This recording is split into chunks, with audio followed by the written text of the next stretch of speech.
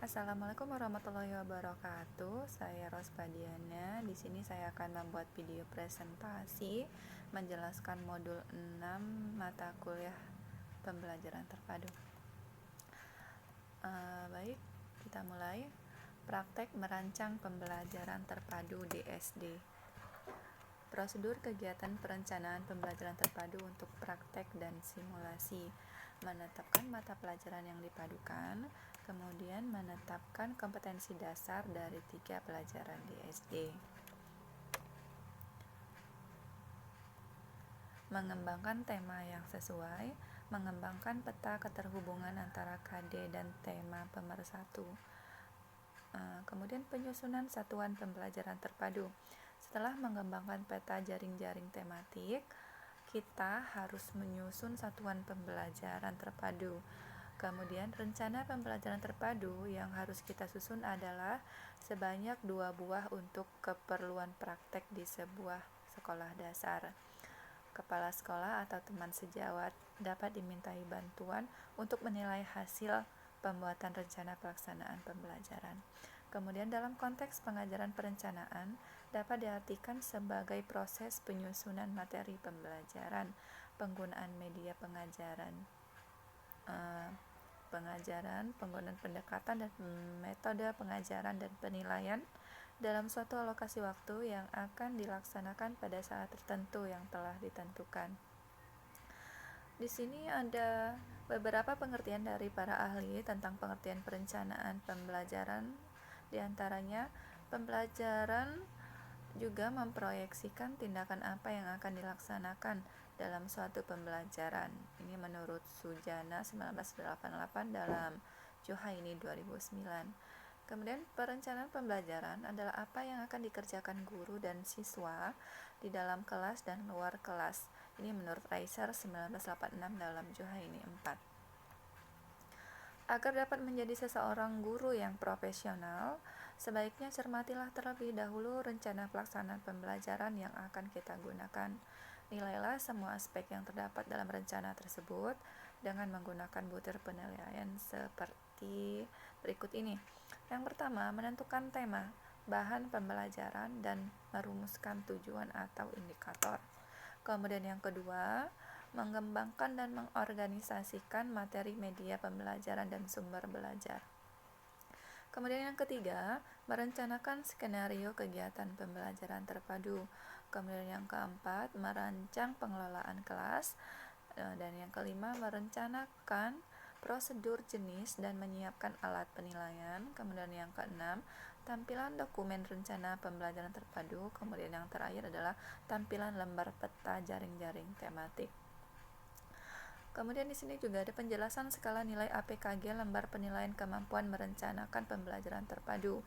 Di sini ada skala penilaian dan penjelasannya. Kemudian yang kedua, mengembangkan dan mengorganisasikan materi media, alat bantu pembelajaran, dan sumber belajar yang mengembangkan dan mengorganisasikan materi dari 3 mata pelajaran yang dipadukan. Kemudian yang ketiga, merencanakan skenario kegiatan pembelajaran terpadu. Yang keempat, merancang pengelolaan kelas. Dan yang kelima, merencanakan prosedur, jenis, dan menyiapkan alat penilaian. Sudah cukup 5 itu. Kemudian sekarang jenis penilaian meliputi tes lisan, tes tertulis, dan tes perbuatan. Membuat alat-alat penilaian dan kunci jawaban. Alat penilaian dapat berbentuk pertanyaan dan berupa kunci jawaban yang benar atau rambu-rambu jawaban. Tampilan dokumen rencana pembelajaran terpadu. Yang pertama, kebersihan dan kerapihan.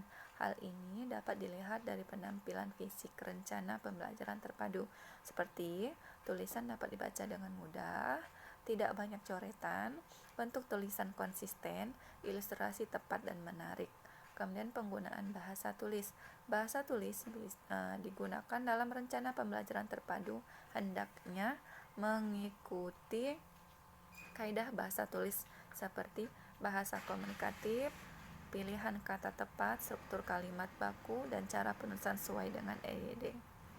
Tampilan lembar peta jaring-jaring tematik. Kreativitas tampilan pada jaring-jaring tematik. Lembar kerja tematik dapat secara jelas menggambarkan keterhubungan melalui tema dan dikembangkan secara kreatif. Praktek pelaksanaan pembelajaran terpadu di SD. Di sini ada beberapa hal yang harus diperhatikan ketika melaksanakan praktek pembelajaran terpadu di dalam kelas. Yang pertama, harus melakukan simulasi pelaksanaan pembelajaran terpadu di kelas terlebih dahulu sebelum melaksanakan praktek pembelajaran. Sebelum melakukan praktek pembelajaran, guru harus meminta izin terlebih dahulu kepada kepala sekolah dan menginformasikan pula kepada para siswa. Saat melakukan praktek, mahasiswa dapat meminta bantuan teman agar dapat menilai hasil praktek mengajarnya dengan menyiapkan lembar penilaian yang kemudian akan dievaluasikan bersama.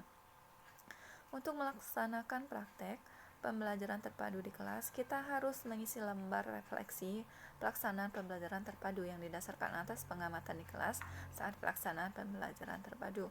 Untuk keperluan simulasi pembelajaran terpadu di kelas tutorial, harus mendiskusikannya dengan sekolah. Waktu simulasi pembelajaran terpadu untuk setiap mahasiswa maksimal 20 menit. Pada bagian-bagian yang disimulasikan dapat dilakukan mahasiswa pre-memory. Artinya sudah dilakukan misalnya seperti menstimulasikan kegiatan inti atau penyajian. Kita harus benar-benar bersikap seperti guru yang sedang mengajar di kelas yang sebenarnya. Alat penilaian kemampuan guru di situ sudah dijelaskan juga di modul. Kemudian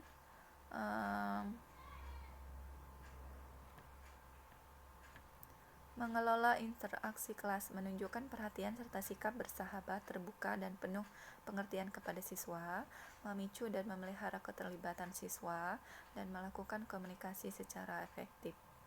Kemudian, mendemonstrasikan kemampuan khusus dalam pembelajaran terpadu untuk 3 mata pelajaran tertentu secara bersama-sama, contohnya bahasa Indonesia, kemudian matematika, kemudian IPA dan IPS. Kemudian melaksanakan penilaian proses dan hasil belajar, melaksanakan penilaian selama proses pembelajaran, kemudian melaksanakan penilaian hasil belajar pada akhir pembelajaran. Kemudian lembar penilaian kemampuan melaksanakan pembelajaran terpadu. Di sini ada melakukan pembelajaran, melaksanakan tugas rutin kelas, kemudian tugas rutin dapat berhubungan langsung atau tidak langsung dengan kegiatan pembelajaran, tetapi pelaksanaannya cukup penting karena dapat menunjang kelancaran pembelajaran.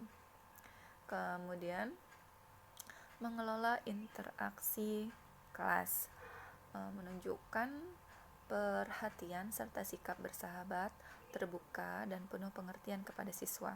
Hal ini menunjuk pada kemampuan guru dalam bersikap dan berperilaku dengan memperhatikan